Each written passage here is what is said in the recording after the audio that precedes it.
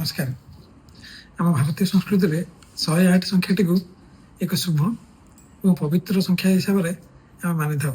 ସେଥିପାଇଁ ଆମେ କ'ଣ କରୁ ନା ଆମେ ଯେତେବେଳେ ଭଗବାନ ଶିବଙ୍କ ମସ୍ତକରେ ବେଲପତ୍ର ଚଢ଼ାଇବା ହଉ, ମା ତାରିଣୀଙ୍କୁ ନଡ଼ିଆଟେ ଯାଚିବା ହଉ କିମ୍ବା କୌଣସି ସମୟରେ ଆମେ ଯେତେବେଳେ ମାଳା ଜପିଥାଉ ସେଇ ମାଳାର ରୁଦ୍ରାକ୍ଷ ସଂଖ୍ୟା ହେଇଥାଉ ସବୁଗୁଡ଼ିକ 108 ହେଇଥାଏ।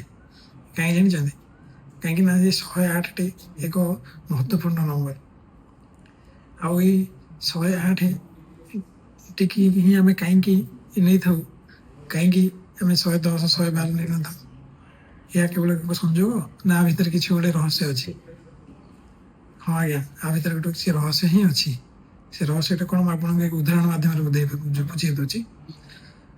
ଆମର ସୂର୍ଯ୍ୟ ହେଉଛନ୍ତି ସକଳ ଶକ୍ତିର ଆଧାର। ସୂର୍ଯ୍ୟଙ୍କର ଅନୁପସ୍ଥିତିରେ କୌଣସି ଜୀବନ ସମ୍ଭବ ହିଁ ନାହିଁ।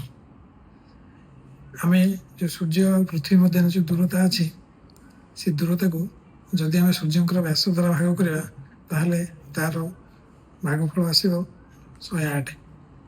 ସେ ଆକ୍ଚୁଆଲି ଏକ୍ଜାକ୍ଟଲି 107। ଆମେ ଯଦି ତାକୁ ରାଉଣ୍ଡ ଅପ୍ କରିଦେବା ସେଟା 108।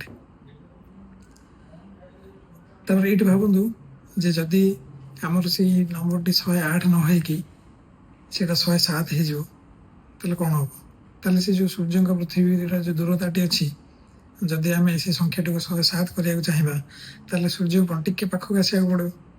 ତାହେଲେ ପାଖକୁ ଆସିଲେ କ'ଣ ହେବ ନା ପୃଥିବୀର ଉଷ୍ଣତା ଏତେ ବଢ଼ିଯିବ ଯେ ଆମର ସେଠି ଜୀବନର କଳ୍ପନା କରିବା ମଧ୍ୟ ବୃଥା। ତାପରେ ତାର ଉଲ୍ଟା ଟିକେ ମଧ୍ୟ ଭାବନ୍ତୁ। ମନେକର ଆମେ କ'ଣ କରିବା ନା ସୂର୍ଯ୍ୟଙ୍କୁ ସେ ଦୂରତା ଟିକେ ବଢ଼ାଇ ଦେବା, ଯେଉଁଥିପାଇଁ କି ଭାଗଫଳ ଆସିବ 110 112 ଦୂରତାକୁ ନେଇଯିବା। ତାହେଲେ ଏଇ କେସ୍ରେ କ'ଣ ହେବ ନା ଆମର ସେ ଯେଉଁ ସୂର୍ଯ୍ୟଙ୍କ ଯେହେତୁ ଦୂରତାକୁ ପଳାଇଲେ ଆମର ପୃଥିବୀ ସମ୍ପୂର୍ଣ୍ଣ ରୂପରେ ଥଣ୍ଡା ହିଁ ହେଇଯିବ, ଯାହାଦ୍ୱାରା କି ଜୀବର ବିକାଶ ଅସମ୍ଭବ। ତେଣୁ ଏଠି ଦେଖନ୍ତୁ 108ର ଭୂମିକା କେତେ ମହତ୍ତ୍ୱପୂର୍ଣ୍ଣ।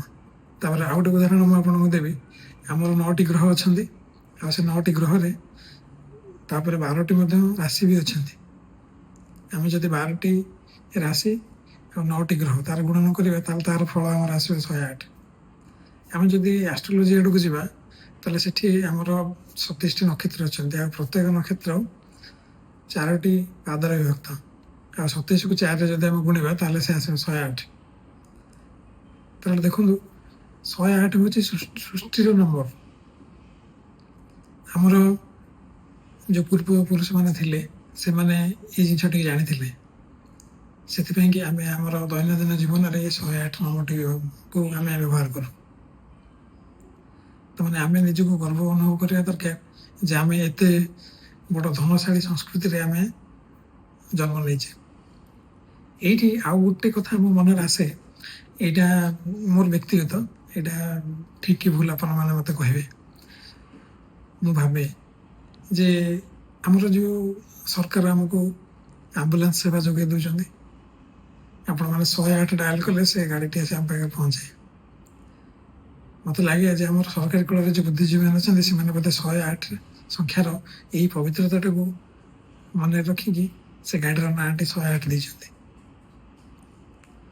ତେଣୁ ମୋର ଏଇ କଥାଟି ଆପଣମାନଙ୍କୁ କେମିତି ଲାଗିଲା କମେଣ୍ଟରେ କରିକି ଲେଖିକି ଜଣାଇବେ। ଆମ ଚ୍ୟାନେଲଟିକୁ ସବସ୍କ୍ରାଇବ୍ କରିବେ ଏବଂ ଆମର ବେଲ୍ ଆଇକନ୍ଟିକୁ ପ୍ରେସ୍ କରିଦେବେ। ନମସ୍କାର।